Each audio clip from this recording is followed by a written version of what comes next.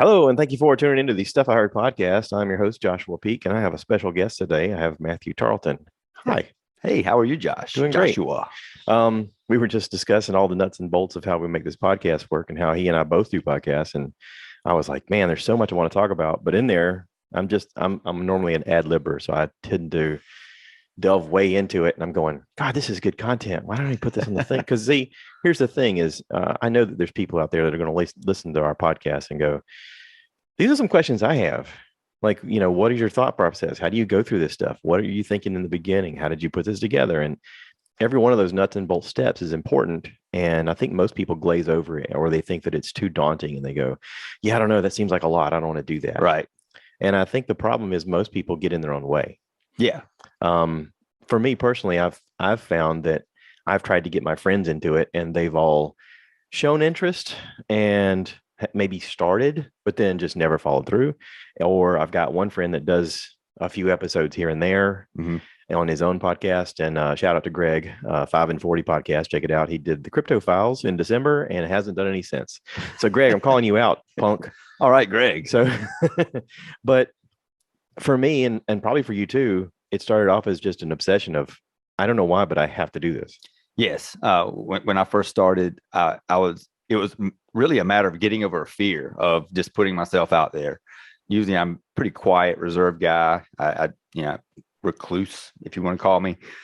But I had I got stories to tell about my mental health issues. So I wanted to share that with others because I know that there are others out there, particularly men, particularly in this around the same age that I am. I was born in 83. So anywhere from mid to early 70s to mid 90s. If you were born in that generation, we all kind of grew up together.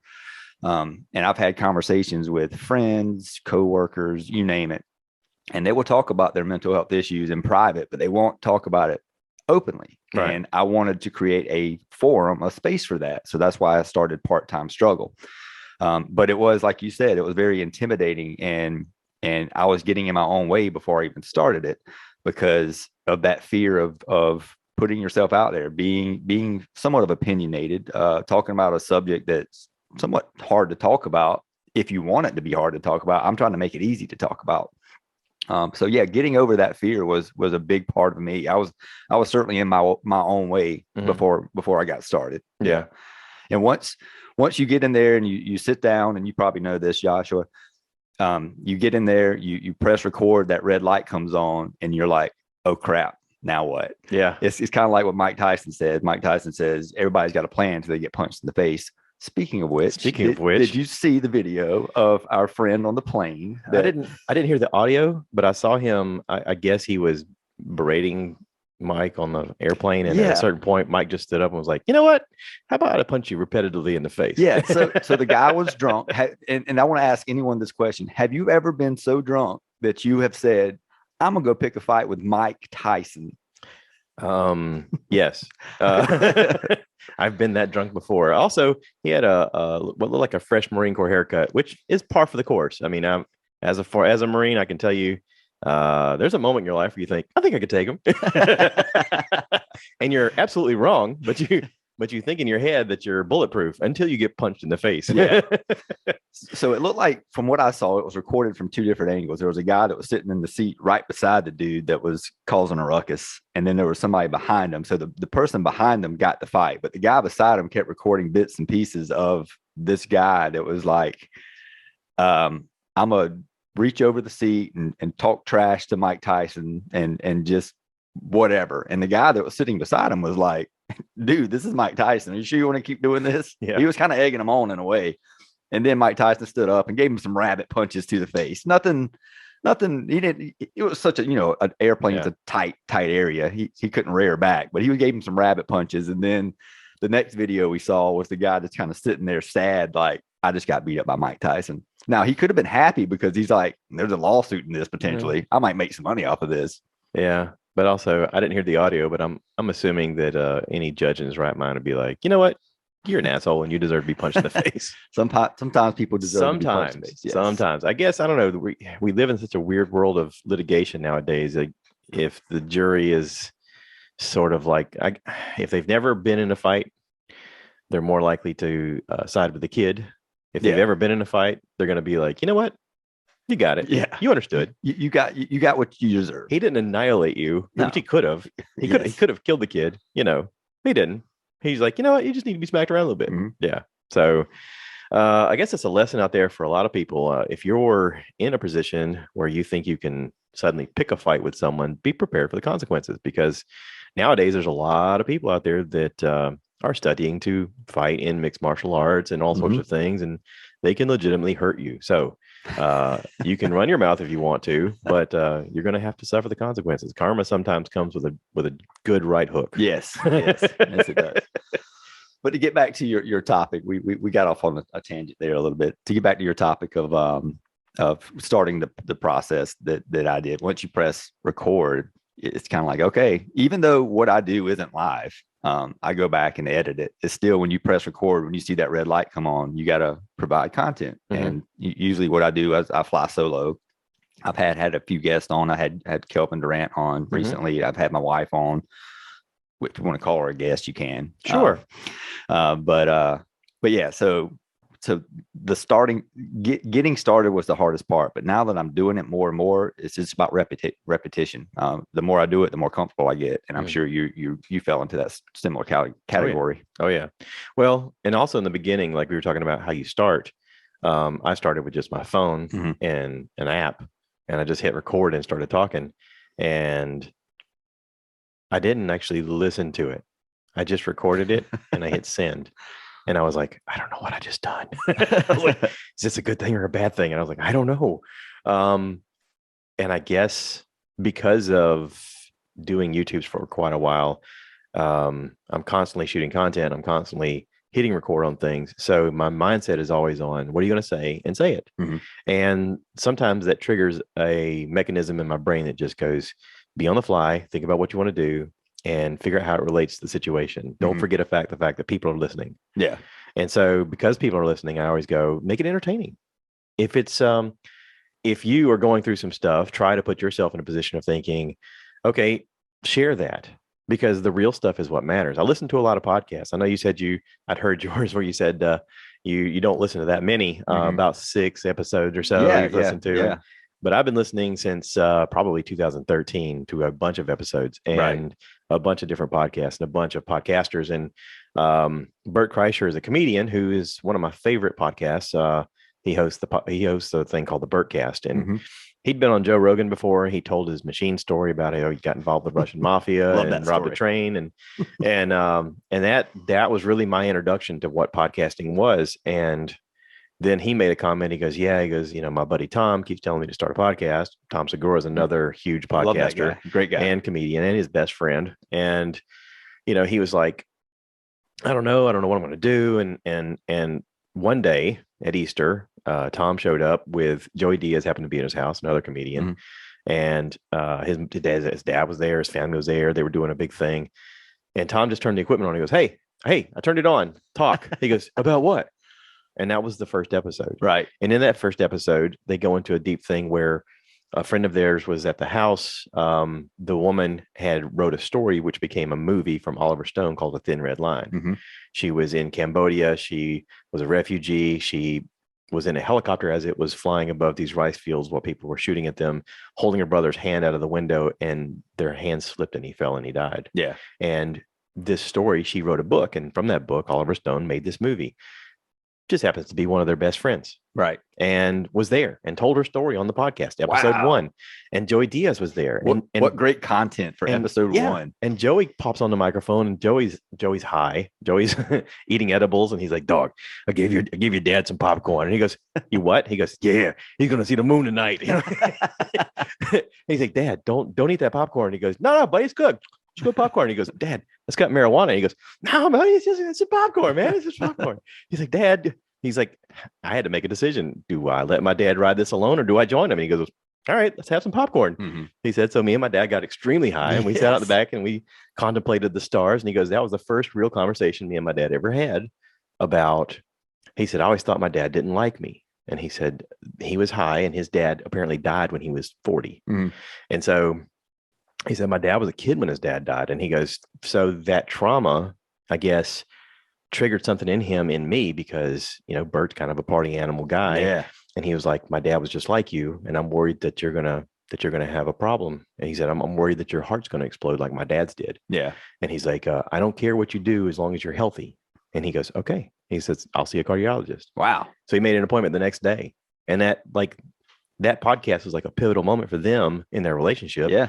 Because it re-solidified them. It made Bert be healthy. Because now, even though he drinks and he parties and all that stuff, he still shows video after video of him, running on the treadmill 7 miles a day and putting in these extreme miles and doing this extreme athlete kind of stuff. And yet he looks like me. He's an overweight guy, and but he's also fit in a way, which breaks the stereotype of everything, which I think in a weird way, a lot of us want to be. A lot of us want to be the contradiction. A lot of us want to be the Frankenstein's monster who's supposed to be big and scary, but just wants to play with the flowers and push the little girl in the swing. Oh, no doubt. Yes. It's that thing you don't expect. It's I don't know. There's something beautiful and poetic about, going into a restaurant and you see somebody who maybe has tattoos all over them and rings in their face and stuff like that. And then they pull out an instrument and they play the most beautiful music you've ever heard. Right. You're like, whoa, was not expecting that. It's the surprise. Yeah. And we learn what different types of people look like and how they're supposed to act through media. And a lot of that's just a lie. It's not true. But the media has such a big influence on our lives that we see these things and then we think these people are going to act this way, and then we actually meet them and we're like, you're nothing like what I thought you were going to be. You're actually an amazing person, even though you may look or sound this way. And so I totally get that. So I totally got off a tangent, but the first episode taught me something. It taught me that the thing I liked the most about it was the real life. It wasn't the precision. It wasn't the studio enhanced version of what it should be, like television is, like radio is. This was real life. There's people coming and going out of the room. There's people yelling in the background. He's yelling for his wife. Yeah. Get the dog is in here. Get the dog. And I'm driving down the road and I'm thinking, this is my favorite part. This is the beautiful mess it is as real as our own lives. And it's the stuff that goes on. When I listen to Rogan, I've listened to hours and hours of Rogan. I mean, there's moments in the podcast where he does a 3-hour podcast and they go, I really got to piss. And he goes, go piss. Right. He goes, I got to piss too. We'll just, he'll put the headphones down. And he's like, I got to go. Or he'll say, hey, Jamie, you talk. And he's like, about what? He goes, I don't care. I'll be right back. And that's what I try to remind myself of and remember when I'm doing my podcast is I want to get the realness of it. Because sometimes my wife and I will just be having conversations in our living room about life. Yeah. And I'm like, God, I wish there was a microphone in front of us right now. Because this is just really deep, really good stuff. Well, and also being a father, you always think about the fact of your kids and you think, I want my kids to know who I am. Yes. And to know that I'm not perfect. Because I don't want them to have that pressure of thinking they have to be perfect. Yeah. I mean, we hear about that all the time about people not feeling like they measure up. And my question is always, who are you measuring up to? Yeah. Is it a parental thing? Is it your peers? Or is it your own personal thing inside your brain going, you're not doing enough? And you're like, who said that? Yes, that. But it drives me too. Like it is the thing that wakes me up at 5 a.m. and I go, have I set the room up? Have I done the right thing? Do I have the equipment? Did I charge this thing? Because I have a thing going on later today. Did I? Yeah. I can't stop it. It makes me crazy too. But also sharing that with people, I think will help people. I think that part and knowing about it and normalizing it will help create a conversation and build community, hopefully, that will help people go, oh, so I'm not alone. Okay, cool. So what's some workarounds? Like you start looking at your own workarounds and you go, am I doing the healthy thing? Maybe. But what if I share this with other people and they have a cool workaround that works better for me? Yeah. So sharing that, like you said in the podcast with Kelvin, if this reaches one person, that's the goal. Yeah. I just want to help one person. If there's one dude out there that's on the fence, that's like, I think, or dudette. I'm all inclusive. That is thinking, should I go get help? I got these things going on in my head. Should I go get counseling? Should I take medication? Should I do these things? If I can convince one person to just make that leap because I know how much it benefited me, then I feel that's a win. Yeah. Check box. I've done it. Yeah. So you're now what, 16 episodes in? Something like that. 13, 14, 15, somewhere in there. Yeah.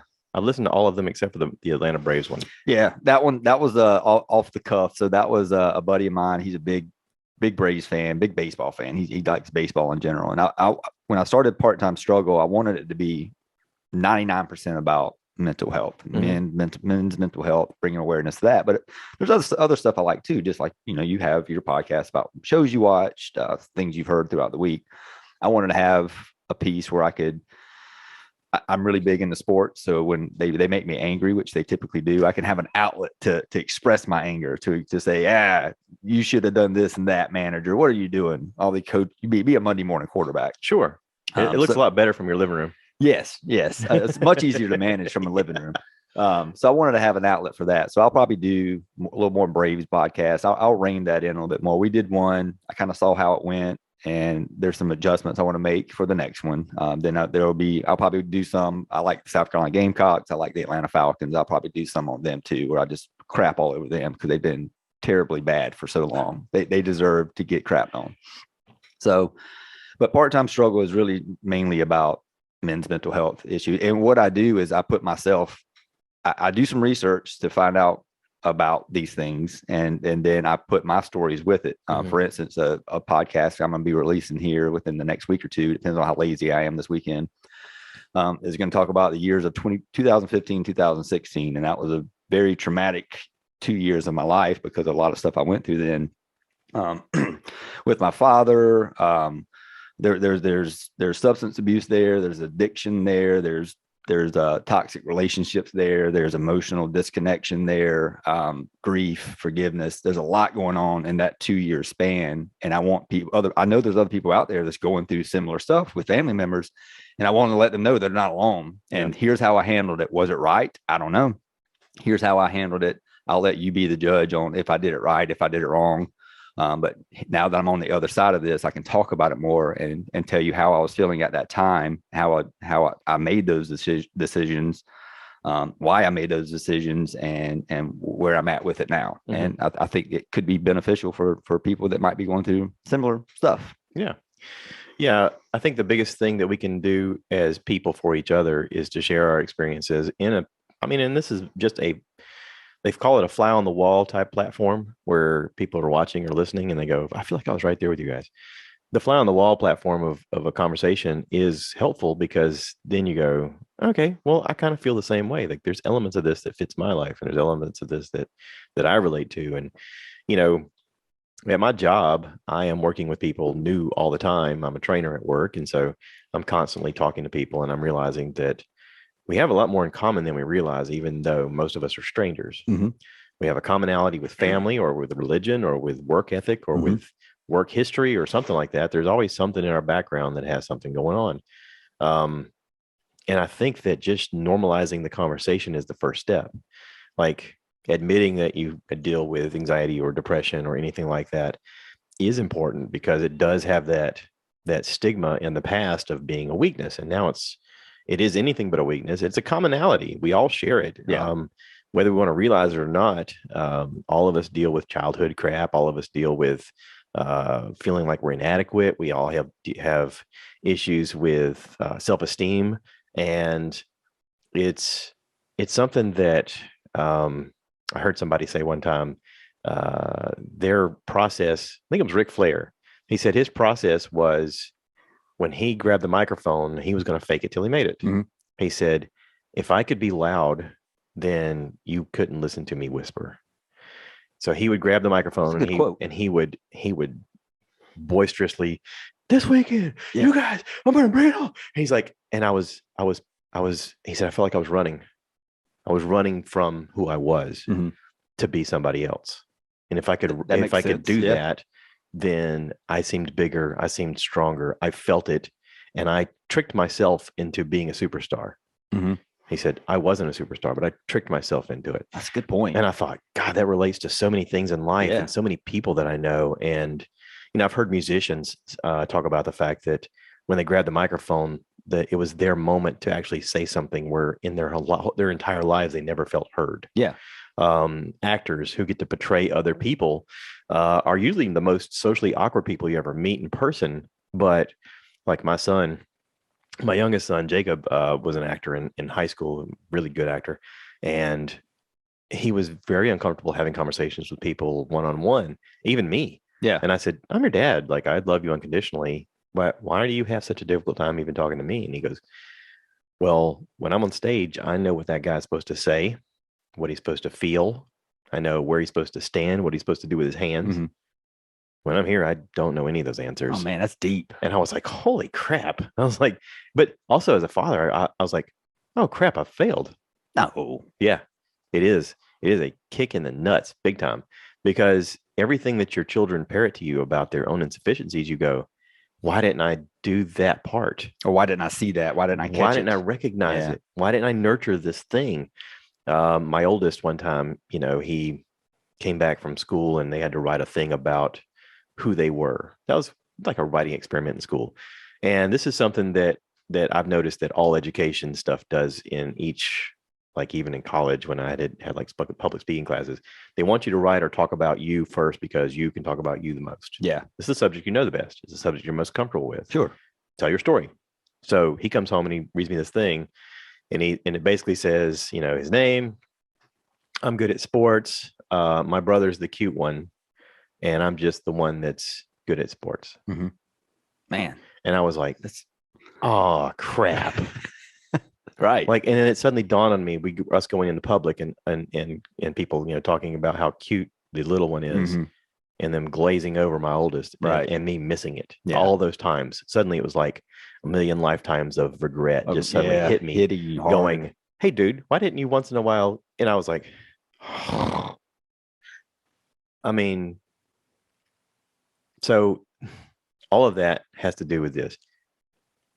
Even though most people can get to some moniker of feeling like they've done okay, in the back of their mind, they're Mhm. always going, I didn't do enough. I didn't do enough. And I think I told you on we had a phone call a week or so ago, just kind of introduce ourselves to each other. And I told you, you have a great story about being a single dad.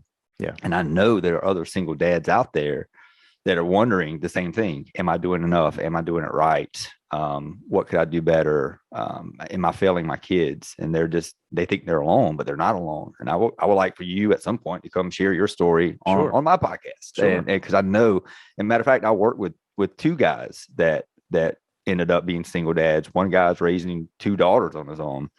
One guy raised a daughter and a son on his own. And I know they have those questions like, am I doing enough? Am I good enough for them? So I want you to share your story. You got a great story. Well, and being a parent is a two-person job. I mean, when I was married before, got divorced, and when I got divorced, I took that as a challenge of going, how do I better myself? Because I guess being in the Marine Corps, they teach you know yourself and seek self-improvement. Mm-hmm. That was like one of the leadership traits. Yeah. What are you bad at? Make that a strength. So I thought, okay, well, I failed at this. Let me see what I can do better. So I started reading all these existential books about, men are from Mars, women are from Venus, right? The 10 steps to an affair-proof marriage, how to win friends and influence people. There was one about the Celestine prophecy, or Dan Millman's Way of the Peaceful Warrior. All these books that were very helpful because they all had little lessons in them that helped me. And in there, you get nuggets of, this is the thing you got to focus on and forget about all the rest. Well, one of them talked about how when you have kids, that if you have two parents and one kid, you overparent because Yes. they call it helicopter parenting, Mm-hmm.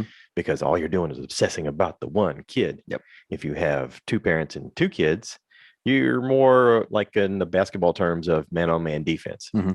You can kind of focus on each one and you can spend time with each one and you can have them together and it's fine. Once you get three, you're in zone defense and you're screwed.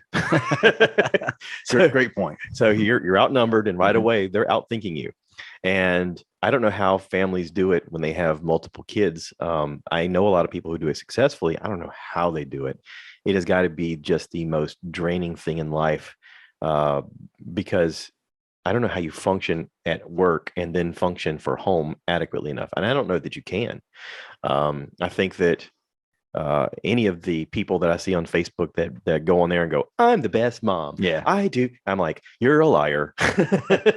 Just the fact that you put this on Facebook, social media, you're trying to overcome your own thoughts of, I am really screwing up. Let me tell the world I'm great. And I'm like, I don't trust you. Like any of the people that get on there and just over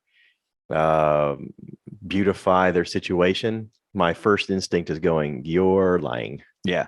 So I never really got into social media until recently when I started Part-Time Struggle. And that, a lot of it was because of that, because I felt it was fake. So I'm trying to reverse that. I'm trying to show the ugly side of my life as opposed to the maybe fake pretty side of my life. I'm trying to show you all the negative stuff that's happened to me. I'm trying to, like, it's almost like we're going from, so social media was 80s hairband, everything was glam and rock and lights and sound, and then we're going in. I'm trying to take it to the 90s grunge phase where, you know, let's have some Nirvana. Let's talk about some stuff that we might want to talk about. Well, and also, like, I have a theory on that. I think I talked about this a couple episodes ago.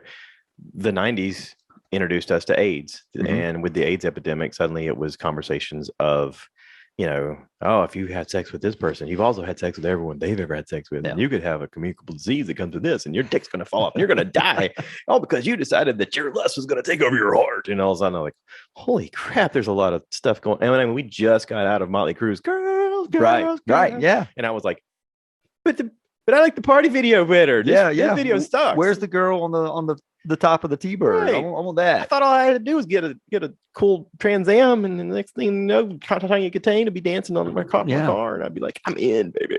Turns out that did not happen. None of that happened. No. Instead, we got some really angsty, grungy music that was about how frustrated we all were and how things weren't turning out the way we planned, and suddenly we're making movies and videos of, you know, our parents letting us down of what we thought the American dream was, and how somehow some kids seem to have it all figured out as prodigies. And we're like, I don't know, should I latch onto this? Is this real? I'm not that kid. Right. He seems to be having a great time. Ferris Bueller's having a great day. Oh, he was the best. Man, if I could just find Cameron in that Ferrari, that'd be the bomb.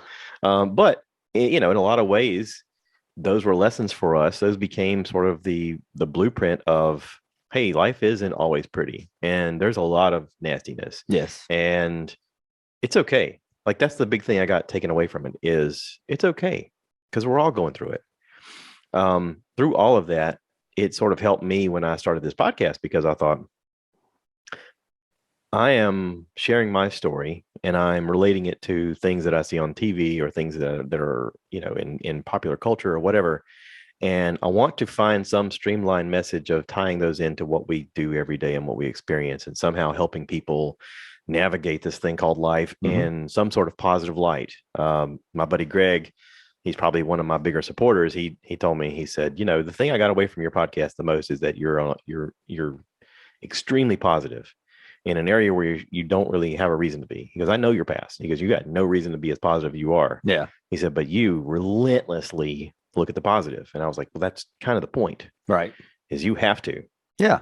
Like, it's either you fall into that trap, or you get out of it. Right. And that's what I'm trying to do too. I'm trying to stay above it, get out of that. Well, and also it's the reality that anybody can do this. It's not a special thing. No. Like, literally anybody can do this. Yeah. And excuse me, when it comes to mental health stuff, you're starting to see more and more athletes come out and talk about it. You name it, they're just athletes, and that's great. I'm glad they're doing it. But I don't know how that's going to connect with a 40-year-old dude who's working 40 hours a week. He's raising a family. Like, they're not going to connect with an athlete. They might connect with me more because I'm the same guy. I'm an average Joe living in small town USA, raising a family, got a job. So I'm thinking they might be more inclined to listen to me as opposed to Dak Prescott or whoever else is talking about mental health awareness. But also, whoever gets their attention and helps them realize that it's okay to talk to somebody professionally. Great. Yeah. Whatever it is, whatever it takes to get there. If it's Dak Prescott or if it's little old me, whatever it takes to get there. I just listened to a podcast.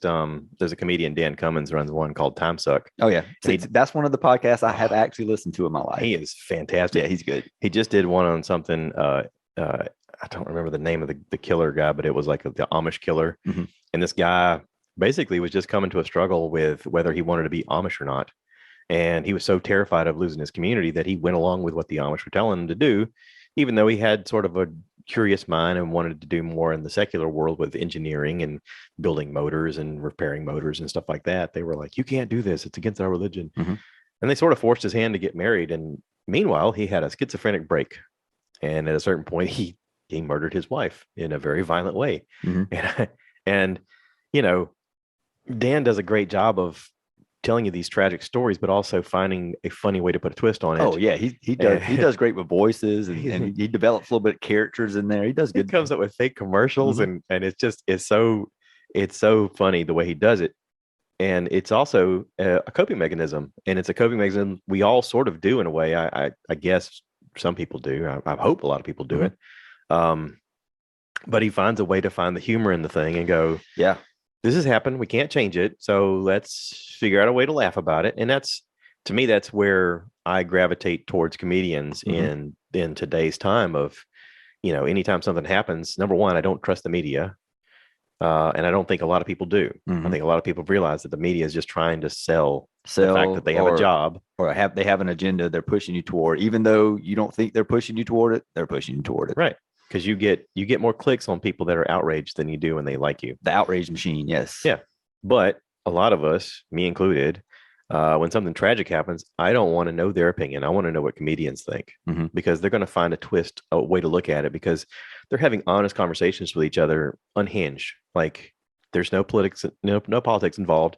It's, have we thought about this? And sometimes it's the crazy thing that no one said. Yeah. And then suddenly it becomes the real thing. And you go, wait, that was just a joke. This is real. Like, and I guess through that, I've sort of tried to adapt that as well in my life. I heard a comedian one time, David Nastor, he wrote a book, You Just Have to Laugh. I saw him on a cruise ship, and he was phenomenal. But I bought this book and I started reading it. And one of the stories was about a policeman that was a friend of his who, got called on a scene for the first thing. And he's reading off his normal police stuff of this happened and this happened and this happened. And then these DTR. And he's like, what is DTR? He goes, dead right there. And so he's like, I don't know why, but that struck me as so hilarious that they had an acronym for it. He goes, with all the things that they were describing, he goes, and then he's DTR. He's like, yeah. But, he's like, here's the thing is, like, sometimes the most horrific stuff that happens, you got to find the humor in it. And I think the humor is the thing that's kept me afloat this far. I think if it wasn't for the fact of finding some of the dark stuff funny, then it would just be too encompassing. Yeah, there are stories I've told coworkers or friends about my upbringing that I'm telling, like, hey, this thing happened to me. It's funny. And they're like, oh, I'm so sorry to hear about that. and I'm looking at it as, no, it was funny. Believe me, it was funny. Now, maybe not back then, but now it's hilarious. And they're thinking, oh God, what's wrong with this guy? Yeah.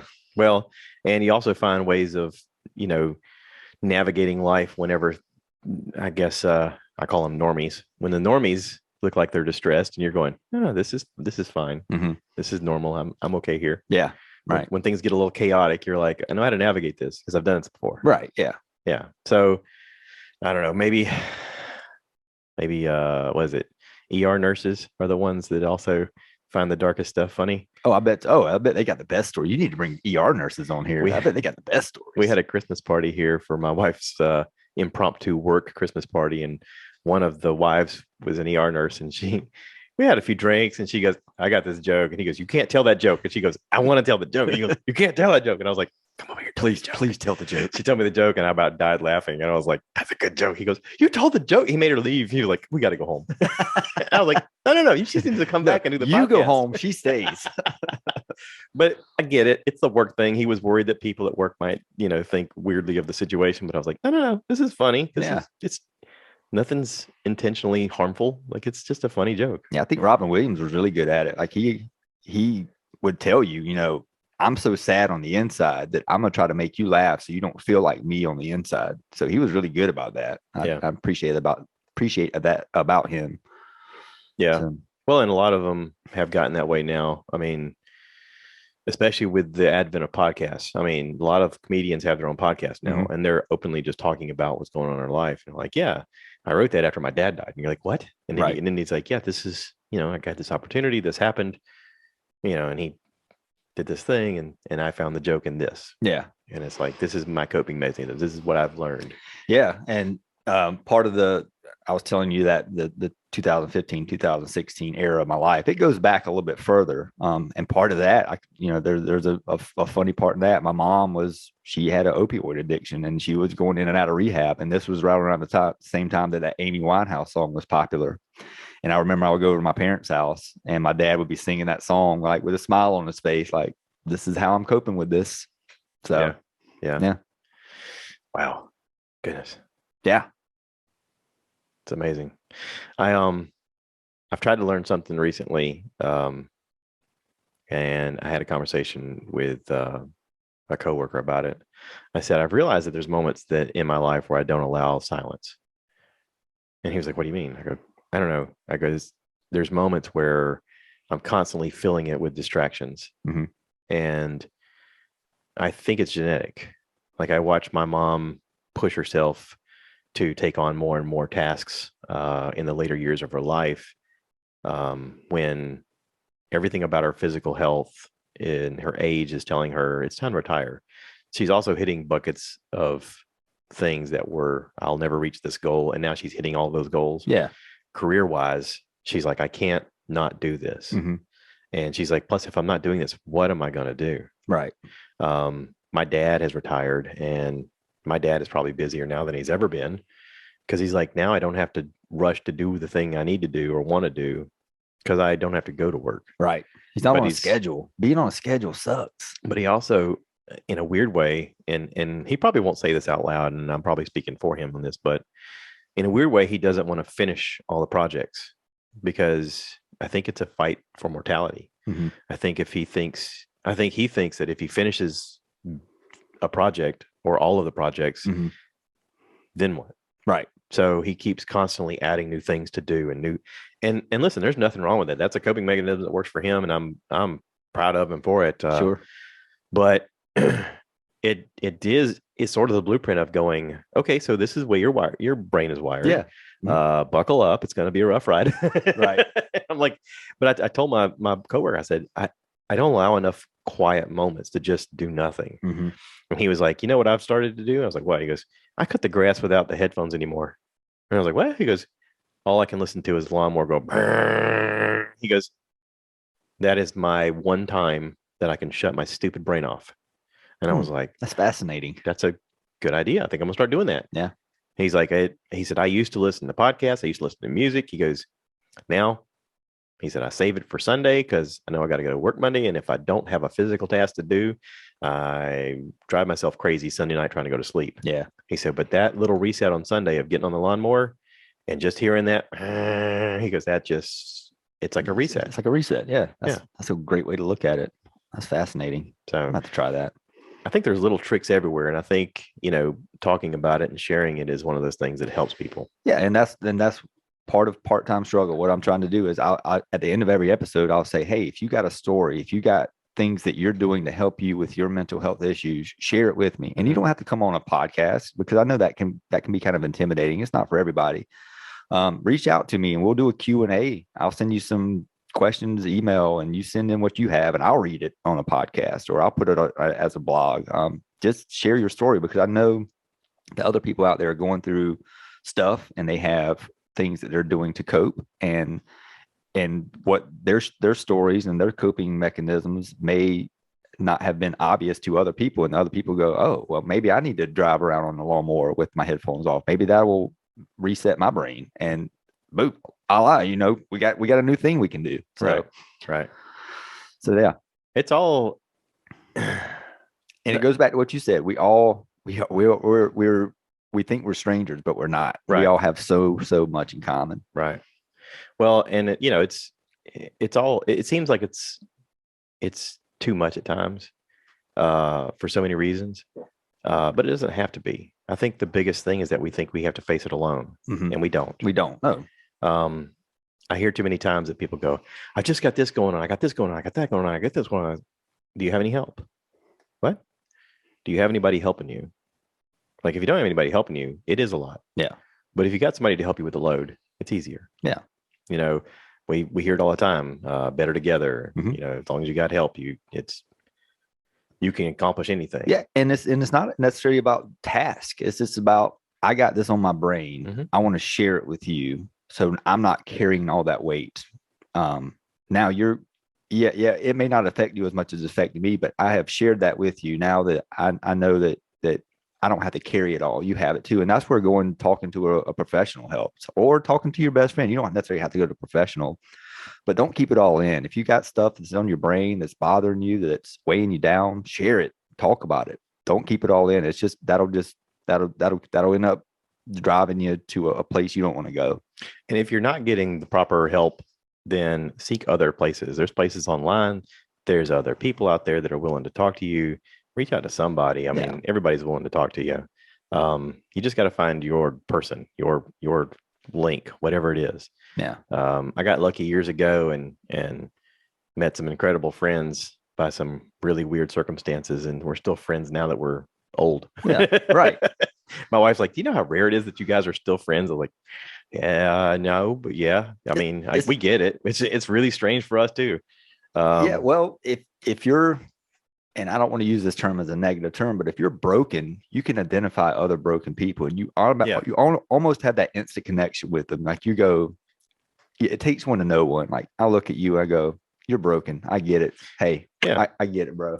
Well, I mean, there's a Jake Gyllenhaal movie that came on Netflix, and I made a comment that it was made for COVID because there's only two people that you see in the movie. So they were in the bubble, and sure. But the way they did it, he's a 911 operator, but he's supposed to have been a cop, and right now he's on suspension because they're investigating something that he did wrong. And this whole thing goes through where he, unveils the truth of what happened at the end, and he helps somebody eventually. And his boss comes in, and she tells him, and he's like, I'm just broken. I'm broken. And she goes, sometimes the broken people are the only ones that can help broken people. Yeah. And I was like, oh, that's the tagline for the whole movie. That was it. You just said the thing. Yeah. That's how they sold the movie. Yeah. And I was like, that's perfect. Yeah. And I looking back, I realized all of my friends have a bit of a broken past, or they're really a little bit broken. And I meet new individuals as I've gotten older, and, coworkers, whatever. And I have so much in common with them, and they're good people, but I just don't have that connection with them because they're not broken, and I can pick it up almost immediately. Yeah. Well, or they're good at hiding it. You gotta be pretty damn good to get it past me. They're good at hiding it.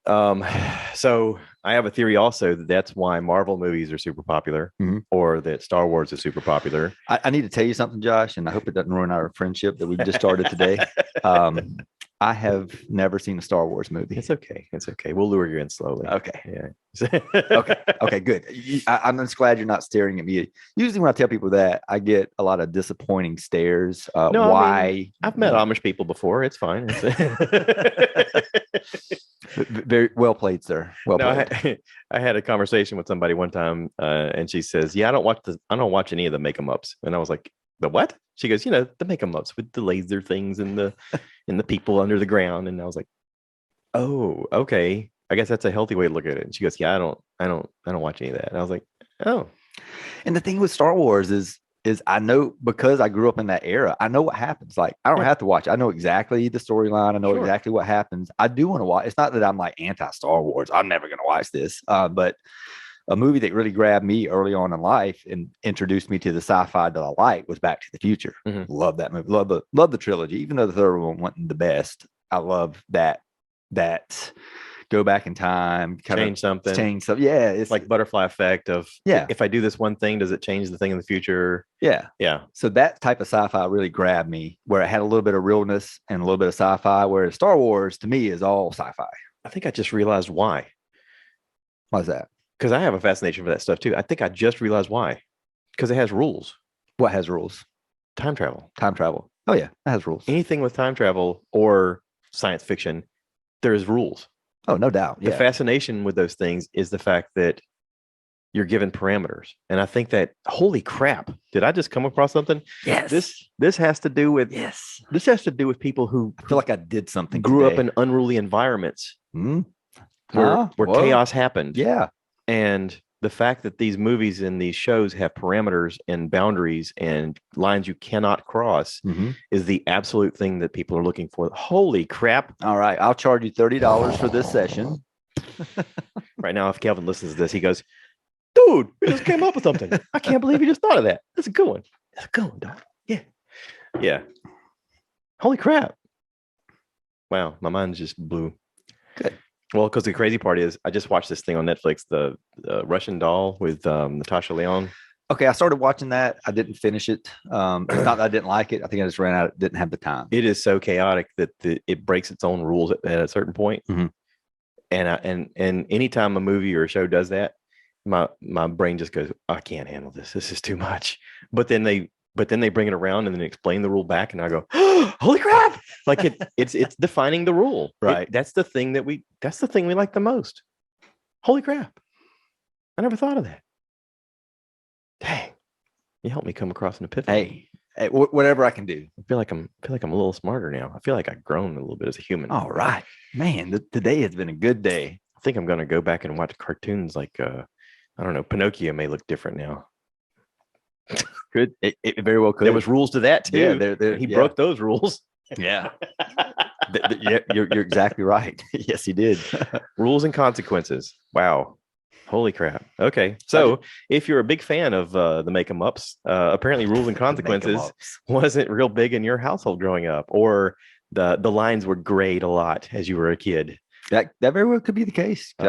Thinking back on friends that really are into Star Wars. Yeah.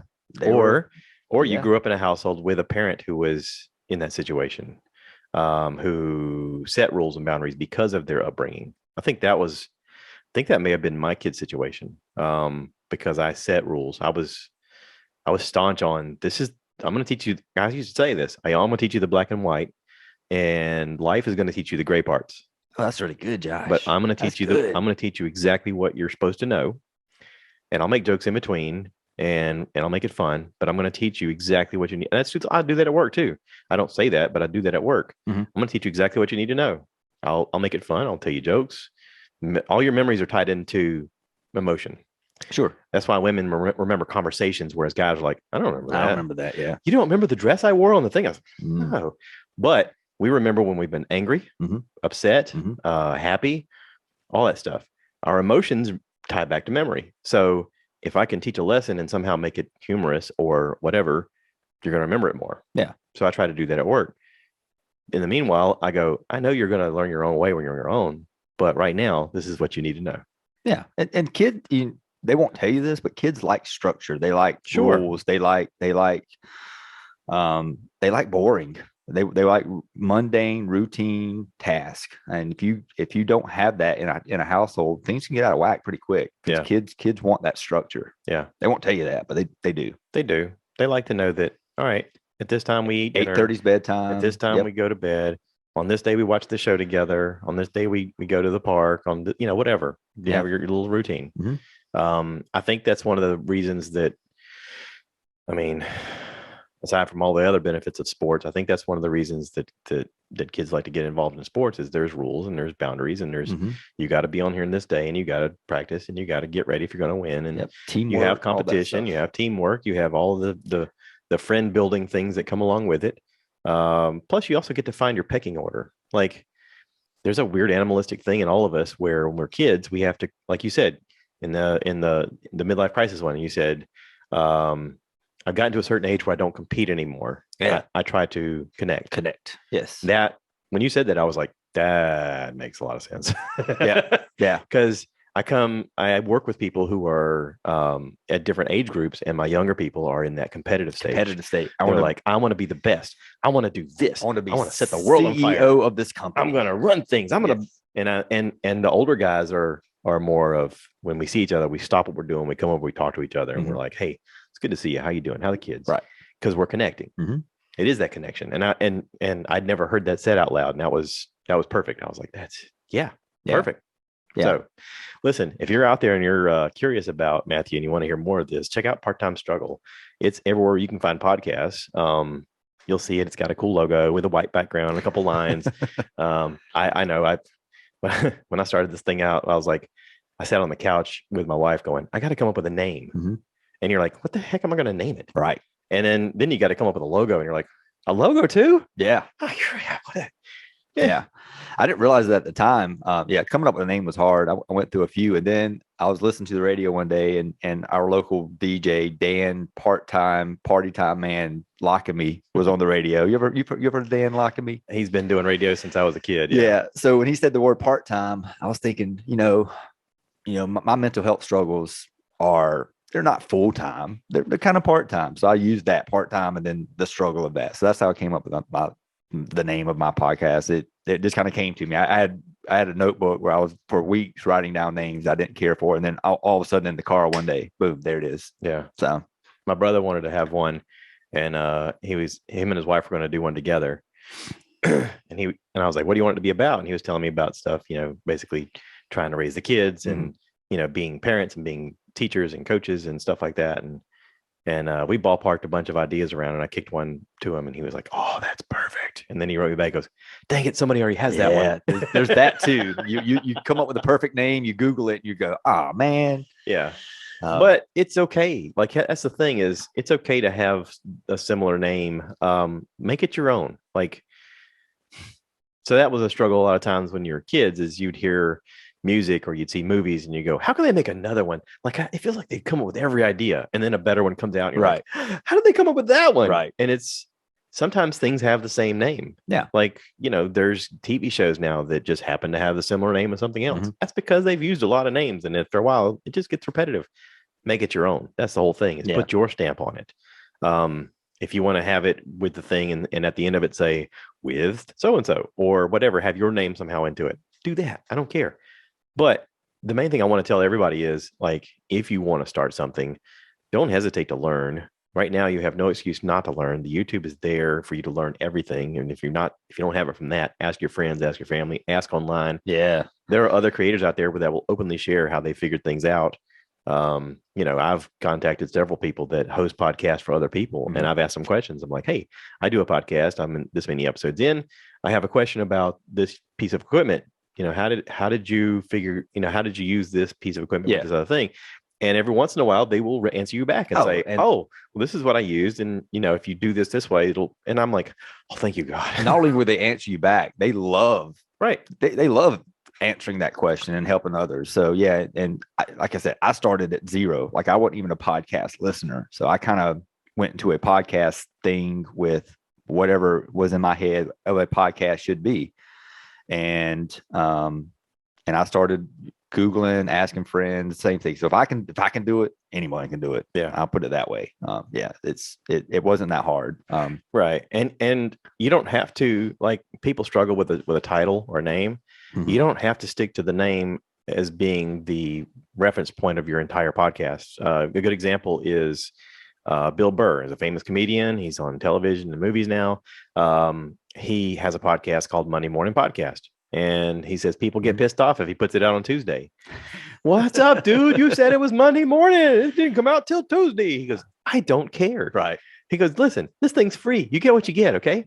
And he does it for the most part by himself on a Monday morning, because that's, as a comedian, that was like his only time that he wasn't busy. Mm-hmm. So he stuck to that mentality of just, I'm going to do this on my own. And I guess after a while, it got really popular and people started writing in, and he would answer questions and emails and stuff like that. And then guests started coming on, and they're like, wait, you changed the thing. It was just you. And he goes, I can do whatever I want. It's mine. Yeah. And he's right. Yeah. You can do whatever you want. Yeah. I mean, well, when you're a celebrity, you can. I don't know if I can do whatever I want. You can, but you gotta. So can you. To build if you're trying to build something, you want to try to keep that name going. Maybe just to have that in the beginning, the continuity in the beginning. In the beginning, yeah. Okay, so Whitney Cummings has a podcast. It's called Good for You. Mm-hmm. Okay, she's been a guest on a lot of different podcasts before. She's super popular as a comedian and a writer and a director and a TV creator and a movie creator. And she had a podcast with Bert, and she says, "I'm thinking about doing this." And he goes, "Good, don't tell anybody about it." and they're doing it on his podcast. Yeah. She was like, "What?" He goes, Don't tell anybody about it. Don't even have guests. He says, do the first 10 just for you. Mm-hmm.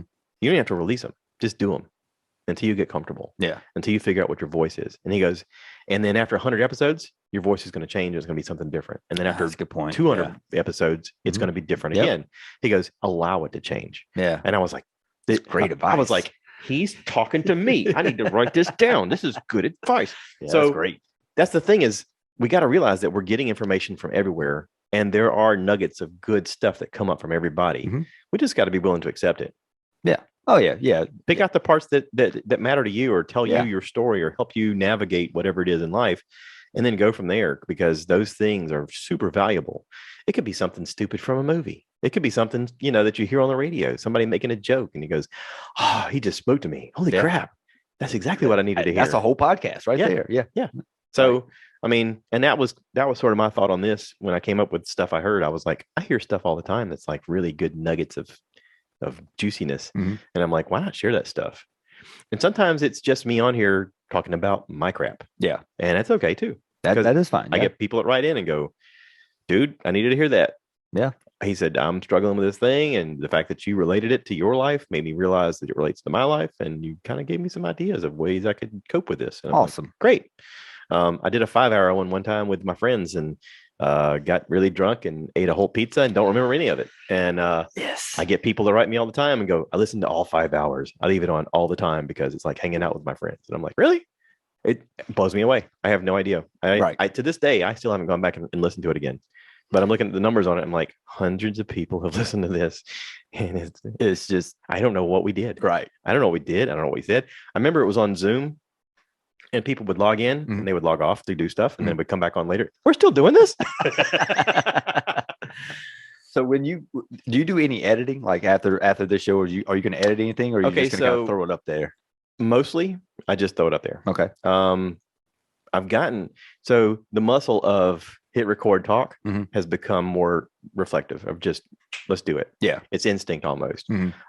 There are times when I get started, especially at home, and if I'm making a YouTube video, where I'll get my phone out, I hit record, and I'll start to say something, and my brain is working faster than my mouth. Yeah.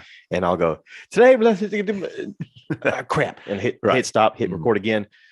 Okay, so I'm gonna I have to kind of reset myself. Sure. Sort of like in the movies when you see people do the little arm, they go and take two. Right. Sometimes you do that. With the podcast, I've only had to edit a few. One was with Victor Webster. He's one of the owners of Sweetgrass Vodka, local vodka made in Charleston area. I went to high school with him. They came out with this vodka during the beginning of the pandemic, and realized this is a really wrong time to come out with a drink, Mhm. with a spirit. So they had a lot of connections of people that worked in the healthcare industry and in first responders and stuff, and they didn't have any hand sanitizer. And he went, so we decided to change our entire production line over and just make hand sanitizer. And they gave it away for free for a year. Wow. I mean, they lost millions Incredible. of dollars. Yeah. Millions.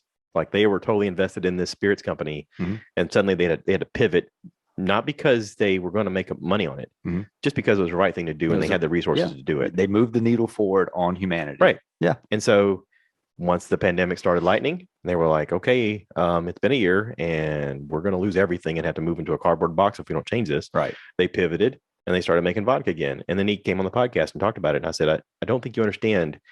Your story is the thing that's going to get people to try it. Absolutely. And once they try it, they're going to go, this is a pretty good vodka. Yeah. It is a good vodka. They just won some kind of gold standard award recently in a taste testing thing. And I'm like, good for you. Yeah, You guys are killing people it. like to feel good stories. Right. And that was such a good one. And he did it. And he's not unselfishly. He's not a giant company. It's not Absolute, and it's not Smirnoff, and it's not these, companies that are just in it for the profit. They're like, hey, like we live in the community. We're people of the community. We do stuff around here. We're local. And it sounds like he didn't do it knowing that, okay, on the other side of this, No. there will be profit. He just did it because it was like, Because it was the right thing. Yeah. They had the resources and they had the equipment to do it. And he was like, what would it take to do this? So they had to, they had to spend a lot of money to do it. Yeah. But it was still the right thing to do. And Awesome.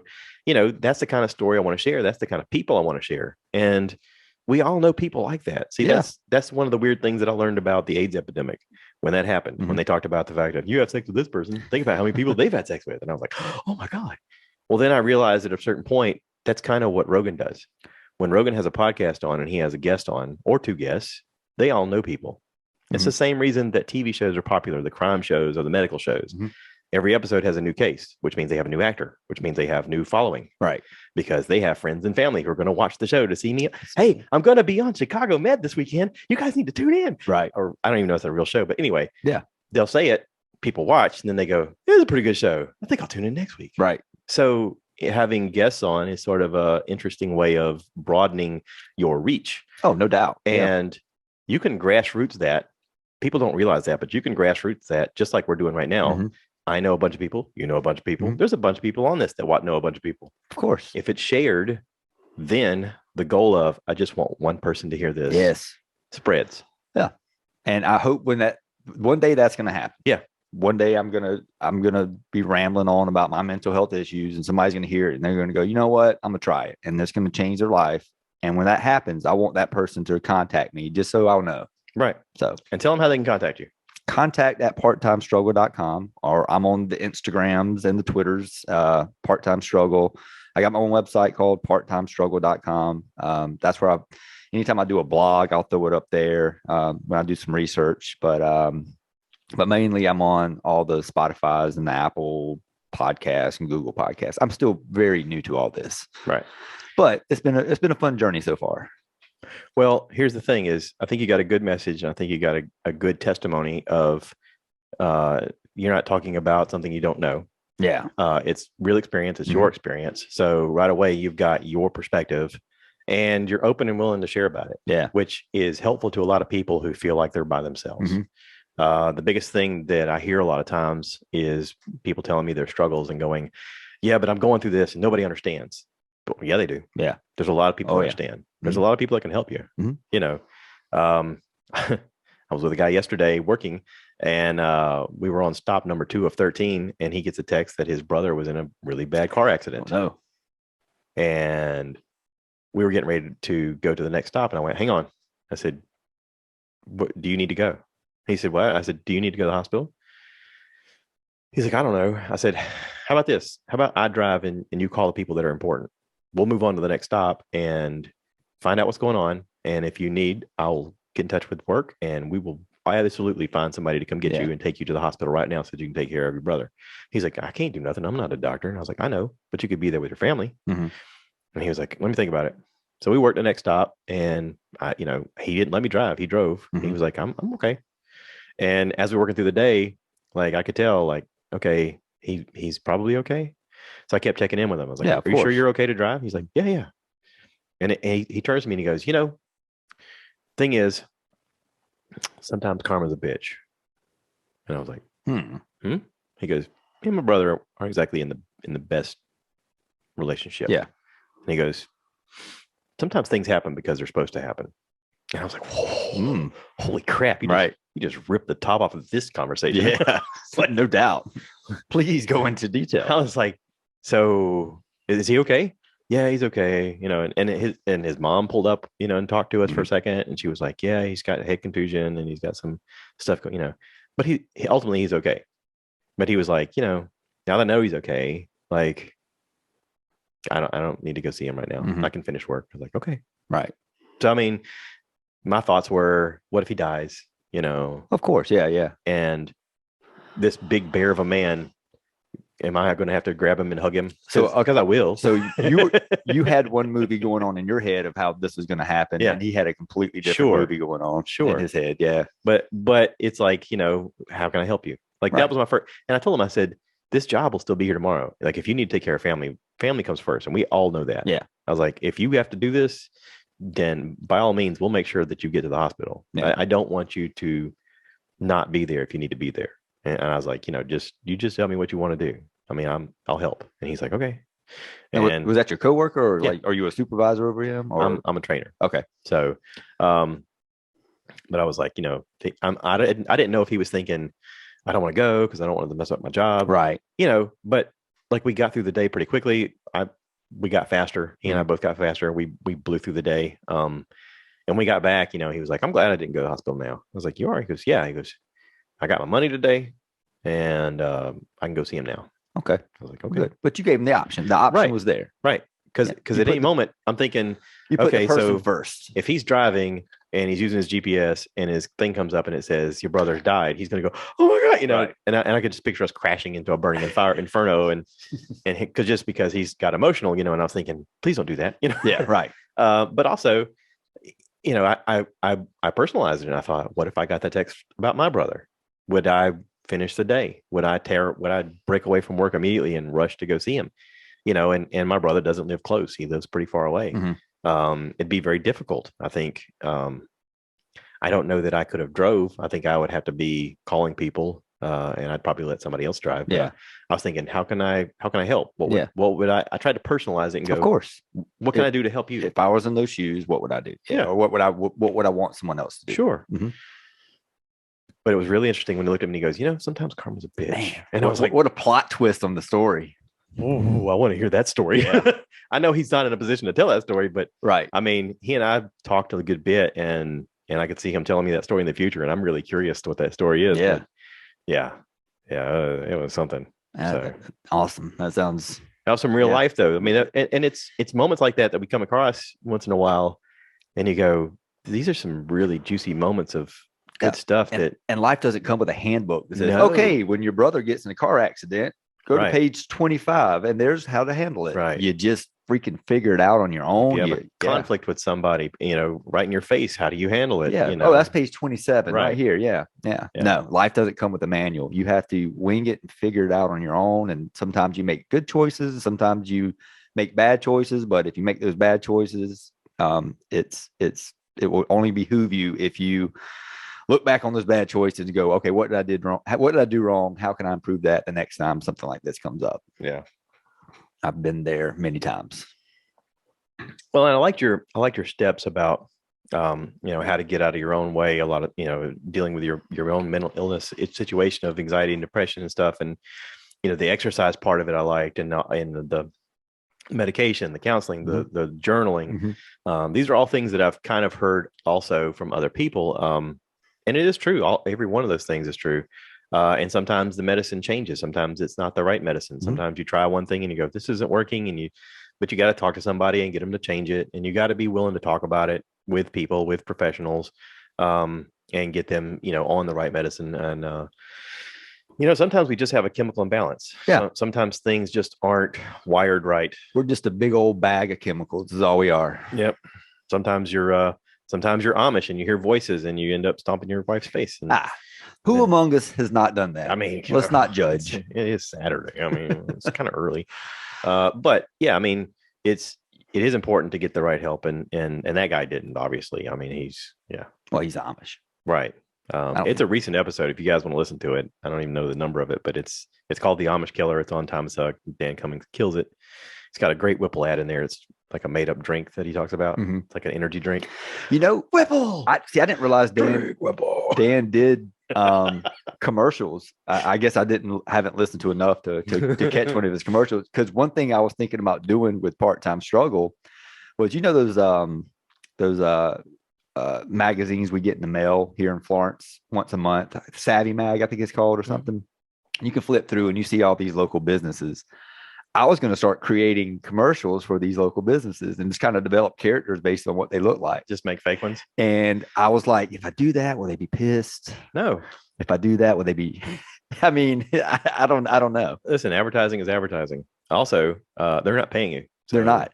But at the same time, I don't want to come up with a character that maybe hits too close to home. Maybe they're like, holy crap, he really nailed. I've made fake advertisements on here for King Hefe Taco. Because I like eating there so much. I like King Hefe too. So I made up these fake commercials and I would read them in the beginning and stuff. And actually became friends with Kyle Hardy, one of the owners. Oh, nice. And just because I kept talking about how much I really appreciate the fact that they're in Florence. It's a fantastic taco. They may have a fun little, funky vibe in the place. And, now they got the little sushi bar in the back and everything that you order looks better than the picture that you could imagine. Yeah. It all comes out looking beautiful. You're like, holy crap, this is amazing. I've never had a bad experience there. Yeah. Or Waffle House. I'll plug Waffle House too. They don't need it, but listen, Waffle House is my wife's and I's like ground zero. Oh, like, it is the best. Anytime we're on vacation driving somewhere, if we see the yellow light on, we're like, I could go for a pecan waffle. I could too. Yeah. Waffle House is very consistent. When we had this house built, we took a week off of work to move in. We did it ourselves. My mom had bought one of those Subway party sub things, platters. and we'd eat Subway till we were sick of Subway. Yeah. Not to discredit Subway at all, but after several meals of it, you get a little sick of it. Mm-hmm. And my wife was like, you know what? I could really go for some Waffle House. And I was like, let's go. Yes, please, God, let's go to Waffle House. Yeah, that's our comfort food. Mm-hmm. Oh, I love. Yeah. I was a waffle guy. I would go to Waffle House and get a waffle, of course, because my daughter always picks on me. She's like, "Why aren't you getting a waffle? It's Waffle House. You should be getting a waffle." She always gets a waffle. But the new thing that I found there that I love is the bacon, egg, and cheese hash brown bowl. It's got everything I like in one. It's amazing. It is. Oh my God. I'm probably going to go after I leave your house. My mouth is watering. Yes.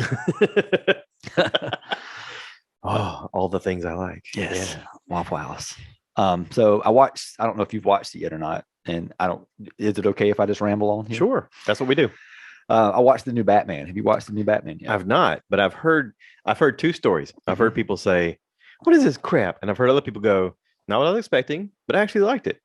That was the two things I got. It was long. I didn't know it was almost 3 hours, so I got kind of halfway into it and I paused it. And I was like, "How much time do I got left?" I'm like, "Holy crap! I got another 2 hours left." Holy crap! And this was late at night the other night, but it was good. It was very comic booky. If you like comic books, like the dialogue was very comic booky. The cinematography was very like the angles they were doing was very comic booky, and it was good. It wasn't a Dark Knight, of course. I mean, it's going to be tough to get back to that. Okay. That point of Batman. That was just the Christopher Nolan Batman's was, in my opinion, the best Batman's. My opinion. Okay, my opinion. Yes. The best Batman's was the animated Dark Knight series with Mark Hamill playing the Joker. See, I haven't seen those. Oh, those are good. Those are good. Okay, I need to check those out then. Now, I liked Christian Bale as Batman, yes, except for the voice. Well, they should have done something like this and like the Darth Vader-ish version of, all right, we filmed it. Now get on the microphone and be like, yeah, because you can't hear him. And he's such a good actor that I'm sure he demanded that, no, I can do it. And they're like, yeah, okay. Well, this is going to happen with the new Batman too. What's it? Robert Pattinson. Yeah. So he's doing the I'm vengeance thing. He's doing that. So yeah, if you didn't like that with him, you're probably not going to like this with the new Batman. Come on, guys. You're a big Hollywood studio. Have some balls. Like, get the audio right. You got one job. Get the audio right. The visuals are cool. Listen, Batman's been done over and done over. The visuals all look cool. Even the Michael Keaton visuals. Even Val Kilmer is Batman. The visuals are okay. And George Clooney's weird nipple thing. That was okay. Get the audio I didn't right. Like the weird nipple thing. The weird nipple thing was really disturbing, but it was okay. Overall, because you were distracted because, Arnold Schwarzenegger was Mr. Freeze. Yeah. I'm going to freeze you. I mean, how could you not love that? Plus, we get to watch, was it Chris Parnell playing Robin? It was Chris. Was it Chris Parnell or what was his name? It was Chris something. And what part? Chris Parnell. He does Archer. What was that dude's name? It doesn't matter. Yeah, it doesn't matter. Chris Pratt, maybe not Pratt. No, because he's it's a Chris something. Wasn't Chris Kattan? No, he was the pool boy, the cabana boy, on Saturday Night Live. I don't know his name. Doesn't matter. He's irrelevant now. To me, his character was terrible. Mr. Freeze was hilarious though. Yeah. I think it was Arnold having fun. Just how extremely crazy can I make Mr. Freeze? And I liked it. He did a good job of it. Yeah, I liked it. He really did. But also, the sound was great. Yeah. Okay. Ever since then, you go to, what was it? Who played the Dark Knight when Val Kilmer was it Chris Nolan? I mean, was it Christian Bale? Christian Bale. Okay. That was a fantastic movie. But also the sound was okay. They did okay with that sound. The next movies, not so great. Yeah. They just screwed something up. I don't know what they did. They paid more attention to the costumes, the visuals, because they changed the Batmobile. I mean, I know they had the AI thing with Morgan Freeman and the bat sound. Yeah. He could hear everybody, and that was kind of cool. But you got to get Batman's voice right. Is it because it just becomes distracting at a certain point? Well, yeah. It's that, or I'm vengeance. I don't know why they got to give him like that. I mean, they don't have to have like a high pitched voice, like a happy voice, but I mean, just a normal voice. Even Venom did it right. Yeah. I mean, you can hear everybody just fine. As he's Venom, he got a special voice for it. Mm-hmm. It sounds great. That's the thing. You can't distract the audience from something that's so simple. Yeah, I thought that honestly, Bane had a better voice than Batman. Yeah. And Bane had a freaking mask on and this thing over his face. So yeah. Yeah. Plus, it was super hard not to like look at his arms and go, Jesus, how hard did you work out? Yeah, God. because Hardy's not that big of a guy. Tom Hardy, that's his name. Yeah. He's not that big of a guy, but for that role, He could get pumped. He got swole. Yeah. Yeah. Yeah. Well, I mean, and now he's Venom, obviously. He was great in Peaky Blinders. Anyway, I'm sidetracking. No, it's okay. So Batman. That's really my review of Batman. That was the 3-hour adventure. It's very long. It's very, if you like comic books, it's very comic booky. It hits home there. It's got a good storyline. The Riddler is a very good villain in this one. I appreciated that. Although I thought as I was watching it, I was like, man, Jim Carrey's Riddler in this movie would be hilarious because he would be taking such a funny comic book character and putting him in the serious role. But the Riddler in this film was really good. I thought it was a good film. I don't have a rating system to give it a star or anything. So do you know who Adam Carolla is? I do. Okay, so Adam Carolla, I used to listen to him on K-Rock out in Los Angeles when I was in the Marine Corps. And were you in Pendleton? You go to Camp Pendleton? We first went to El Toro and then to Tustin, and then we moved to Miramar. I would go to Pendleton to do rifle range stuff. Or MAGTF or something like that. But he was getting a start as a character on K-Rock as Shop Teacher Bertram. Okay. This is Shop Teacher Bertram. And he'd talk about shop class and how things would go wrong. And he's supposed to be the movie review guy. And they go, so what are you giving? He goes, I don't know, a 3-inch flange with a 1/4-inch spike. And then he would say these weird, carpentry terms of how he would rate movies. Is that good? If you got 3 fingers, I guess you're okay. It's like, what? But he would give the most obscure movie reviews, and I was like, I love that. I love everything about that. I wanted to, because it's the sideline. I'm expecting the train to go this way, and all of a sudden there's something over here, and you go, holy crap, you went that way? Yeah. I like that. What would you give this movie? I don't know. If you got a banana and it's traveling down the road on a horse, how fast would the horse have to go to eat the carrot if the carrot was dancing with, I don't know, Marilyn Monroe? And you're like, is that a movie review? Yeah, kind of. That's how this was. That's what that movie reminded me of. Yeah.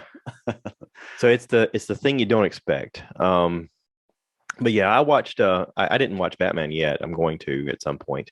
The one I am looking forward to though is the Doctor Strange Multitude of Madness, because I'm big time into Marvel, and I'm watching all of the stuff that has to lead up to this, and, everything. And I know that even watching it, it's going to be one of those that I'm going to walk out of there going, what the crap did they just do? Right. Because there's so much that's going to happen. It's going to be, even going back and watching the first Doctor Strange, it's one of those movies that I had to watch several times, and I still, every time I watch it, pick out something new that I haven't seen before or haven't noticed before. Yeah. There's there's people that have YouTube channels that all they do is Easter eggs of situations and go, did you notice this? Did you notice that? Ooh, I kind of like this that. has to do with this. And I'm like, holy crap, I didn't see that part. Now, do you think that that's real, or are they making this up to make you, No. or they, It's you real. think you think it's actual Easter eggs put in there by the production? They're crew? all tied in. Okay. All tied in. Yep. Because listen, everybody that's involved in this is comic book fans. Yeah. Everybody who makes this stuff is comic book fans. They have you know how when you used to write a story in school, they'd say, come up with an outline. And now you build a summary. Yeah. And now you write your story. Yeah. They build an outline that would look like an insane person. Right. Of stuff. A whiteboard on a wall. Yes. Like Charlie and Always Sunny when he was in the mail room. Yeah. With red string tied around ropes, and it's going to different walls, and it's probably taking up an entire floor of a building, and they're going, this is the outline. And you're like, what?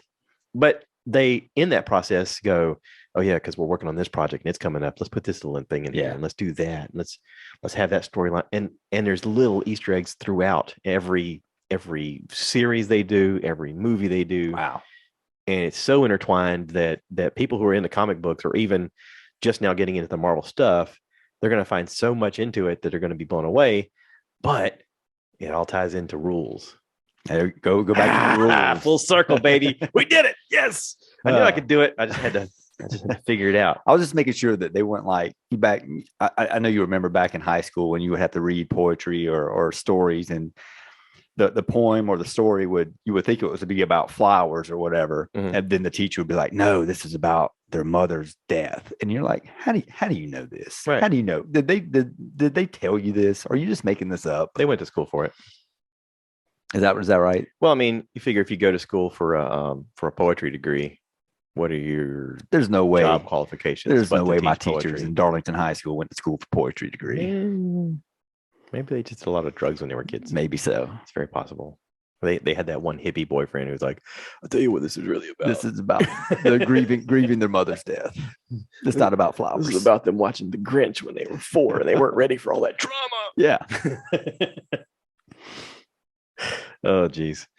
So yeah, I have watched the Russian Doll. I watched season 1 and 2, and it at the like watching it at the end, I was blown away, and I put on Facebook, I guess last night or this morning, that it was a masterpiece, and it is a masterpiece of Really, you calling it a masterpiece? writing, cinematography, I'm gonna have to go back story and watch writing, this now. story editing. You're calling it a masterpiece. Visualization, acting, the levels that they go to with the story in season 2 is phenomenal. Existentialism, religion, the Holocaust, time travel, multidimensional stuff. Wow. All of this in this movie. And it's all beautifully shot in a way that is satisfying and fulfilling and curious and weird and phenomenal. Yeah. It's just phenomenal. I mean, Amy Poehler is the creator of the show. It's just phenomenal. I can't even talk about it enough. There's so much that I don't understand. There's so much I want to talk about. There's so much that I could watch again and go, I didn't notice this part. This part is, holy crap, this ties into this other thing, and this other character is this person. And because there's a time travel element, and there's an interdimensional element where there's, she comes back as her mother at a certain point. Oh, gosh. And as she sees herself in the mirror, she's her mother's image, and she's pregnant with her. Mm-hmm. Wow. And then she goes, she somehow goes back and she's her grandmother, and she's in Nazi controlled Hungary. And it's see, I didn't realize the show was this deep. Just the first, I think I watched the first episode and I liked it, and I was like, hey, I'm going to continue to watch this. Oh yeah, I never did. So like, as a pitch, if anybody's interested in watching the show, the first season is she's like Bill Murraying it in Groundhog Day, but she dies a lot, right? And every time she dies, she immediately comes back to ground zero, which is her standing in front of a sink at her birthday party. And she comes out of the bathroom, and her best friend sees her, and she's like, "Hey there, birthday girl," and it's the same thing over and over and over again. And she keeps trying to escape this party, and every time she tries to escape, she dies again. Yep. And the way this is how they pitched the show. Like in the beginning, as a trailer, they were like, "You guys are going to watch this show," and I was like, "I'm interested. I'm interested." Well, I like Groundhog Day. I like Groundhog Day. Yeah, I like the same thing over and over again. The Edge of Tomorrow with Tom Cruise. Thought that was cool. He's got to figure out how to live past that day. Right. Hers is a similar situation. And then she meets a guy on an elevator as it's getting ready to plummet to her death. She's like, "Hey, I don't know if you got the memo. We're about to die." He goes, "It's okay. It happens to me all the time." And she was, "What?" Oh. And then suddenly it's like, oh, there's a second part to this. And then you realize that they're connected in some way. And that he also is in this time loop with her of he dies every day also. Yeah. And he's been trying to figure out how to live past the day. And you're like, wait, how are they connected? How would you handle that if you got in a time loop? I don't know, because like Bill Murray shows us the example of 10,000 lifetimes, basically, where he goes down a dark hole and tries to kill himself a lot because he's like, I can't get out of this. Right. He tries to manipulate the system where he gets to rob the bank and then use the money to do whatever he wants, buy whatever he wants. He learns to sleep with the hot girl because he learns all the things that are going to make her eventually have sex with him. He learns how to play piano. He then starts to be better himself. Yeah. He starts saving the kid from falling out of a tree. He learns to do the Heimlich maneuver so he can save somebody from choking. He tries to learn about the people in the town. So he spends entire days and weeks learning about them and asking questions. And he really envelops the town and does all of that. And I think that honestly, I would do the same things. You think so? I think I would probably do all of those things. You would start like he started, like, holy shit, what's going on? I don't know. Why does this song keep playing every morning? And why does this radio station keep playing the same song every morning? Well, they do a perfect job of showing him losing his mind in the process. And him coming to terms with the fact and going, there's acceptance at some point in the movie. He's just like, I know what's going to happen.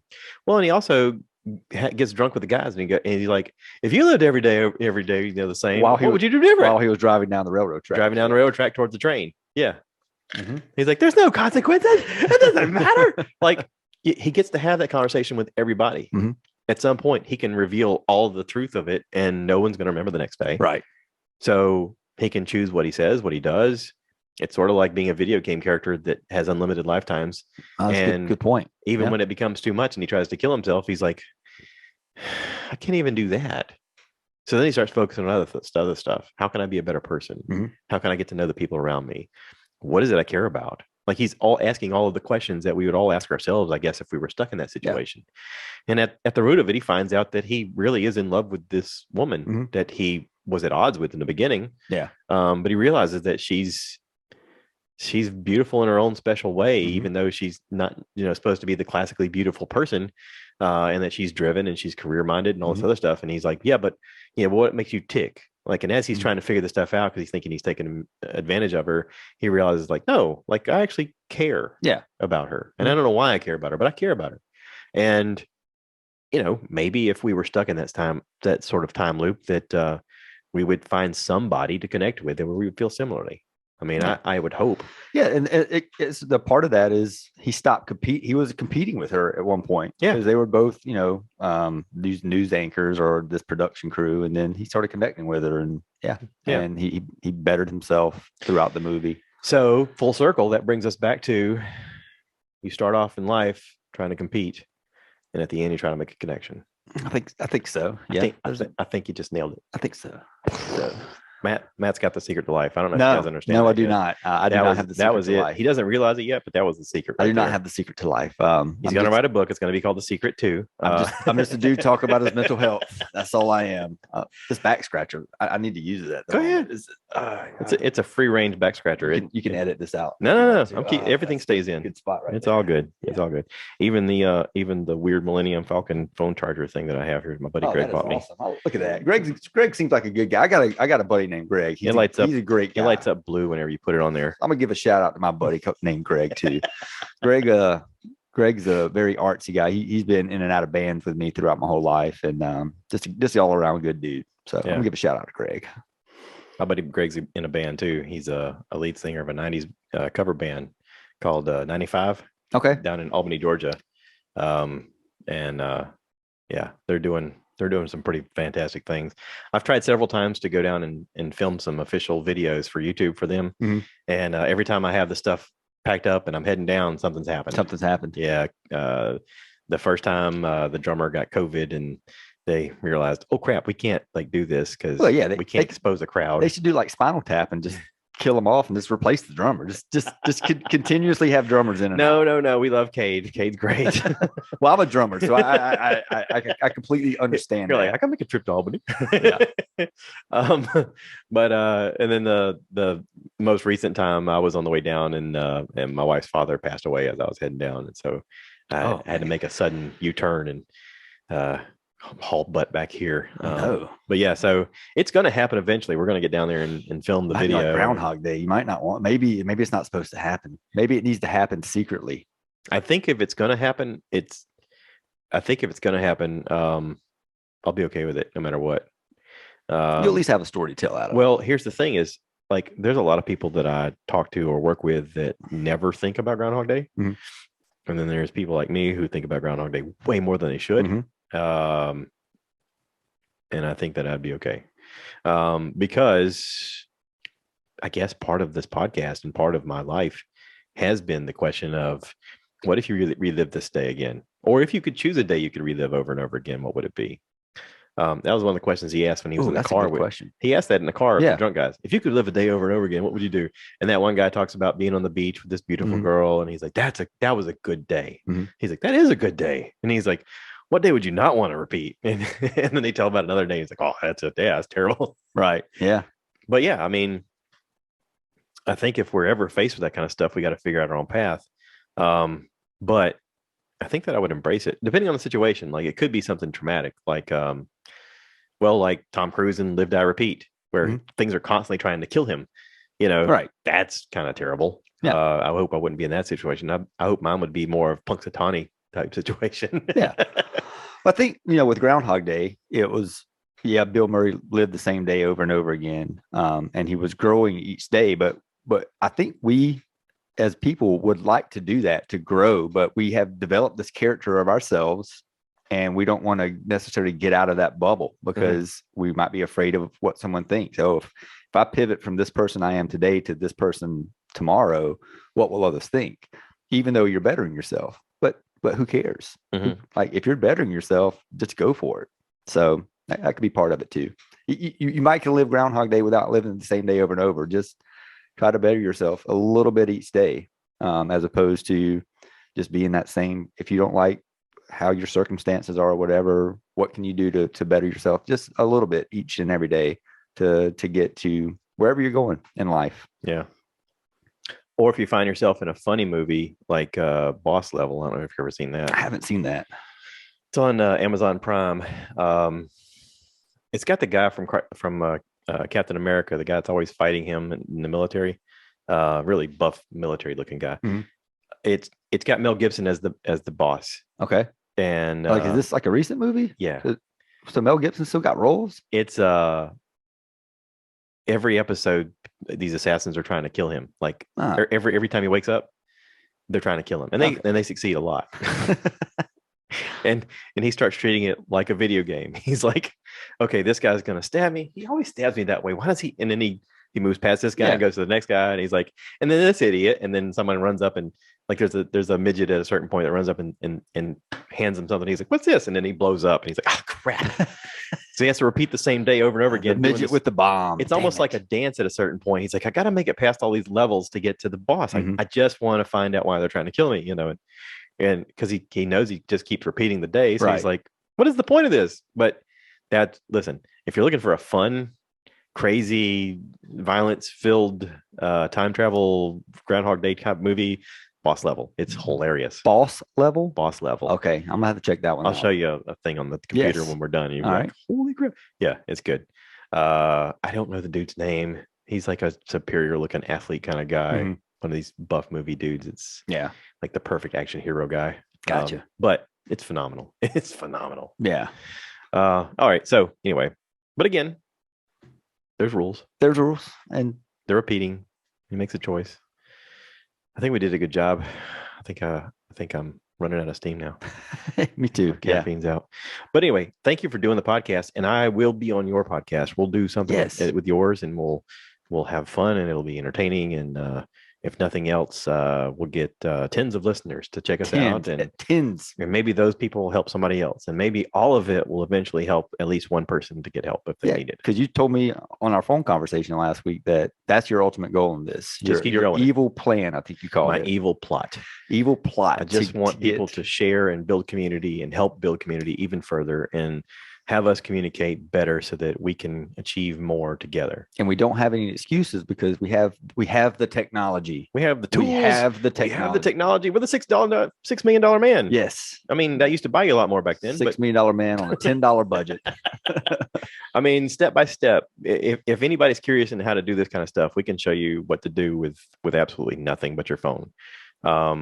This didn't just become this overnight. Yes. This slowly grows. This will get bigger if my evil plot goes like I plan. But here's the thing: is like we can build community with each other. We can do our own thing together. We can help each other out. We can promote each other. We can promote the positive. We can promote people like Victor Smith or Victor Webster, who's doing the Sweetgrass vodka. We can promote Kelvin, who's doing a new youth counseling. We can promote Derek Dove, who's out there, musician. He's just trying to make content for people during the COVID. Listen, we can help each other do all kinds of things. We just got to do the thing. Just got to connect. Yeah. What does it take? What did it take out of my life? Like 2 hours? Okay. Yeah. I met a new guy today. I met a new person to hang out with. He's a good dude. So we can have something to talk about now. We share. Yeah. If I hadn't started a podcast, I wouldn't be sitting here today. Right. Meeting. I wouldn't have met you. So it's a way to meet new people. Right. And we're all connected. We're making a connection because we're older. We are older. Full circle. We have gray. Full circle. We're making a connection. So anyway, thank you for everybody for listening, and thank you for checking it out. Please check out Part Time Struggle. tell Matthew you said you heard him here, and be like, hey, he'll give you like a special reward, like a sticker or something, or I'll give you a shout out or something, so my tens of followers it'll can be like hear a you. digital sticker. You get a digital star on your name that'll exist somewhere, and it'll be special, and we'll know about it. But also, like, the goal again is just to help people realize that it's okay to not be okay, and it's okay to say out loud, I need some help. And you don't have to broadcast it to everybody at work if you don't feel comfortable doing that, but feel okay to talk to people, talk to a professional, get some help. Don't become the Amish killer. Don't end up as a character on Dan Cummings' podcast, Time Suck. I mean, do the right thing, talk about it, and also make not being normal okay. Yeah, because we're all not normal. We're all not normal. We all have a story. We all have a story to tell. We all have lessons if you tell learned. Me you're normal, I don't trust you. So, all right, that's it. I'm going to wrap this up. Thank you, everybody, for listening. Thank you for subscribing. Please comment. Check out the website, www.stuffiheard.com. Leave us comments. That's how he connected to me. I said something about connect to me, and suddenly I had a message saying, hey, I want to do the podcast. I like it. And I was like, okay, cool. So here we are. Proof it works. That simple. It's that simple. That simple. Yeah. And if you're nervous about talking, don't worry. I'll do the heavy lifting. Let's just have a conversation. That's how we grow this thing. So thank you, everybody. And I always sign off by saying, cue the cow. So move, baby. So I want you guys to give me more likes. Give me more likes.